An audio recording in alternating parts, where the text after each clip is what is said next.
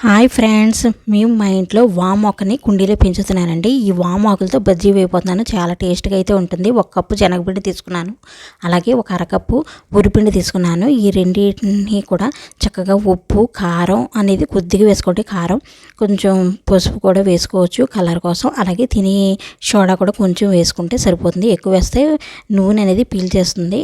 ఈ బ్యాటర్ని చక్కగా కలుపుకోవాలి. బాగా చిక్కగా కాదు, అలాగని బాగా పలచగా కాదు, మీడియంగా కలుపుకొని వామ్ ఆకుతో బజ్జీలు వేసుకుంటే రుచి చాలా బాగుంటుందండి. వామాకుతో పచ్చడి, అలాగే ఉల్లిపాయ పులుసు కూడా పెట్టుకుంటూ ఉంటారు. ఎంతమందికి వామాకు తెలుసో నా కామెంట్ సెక్షన్లో తెలియజేయండి.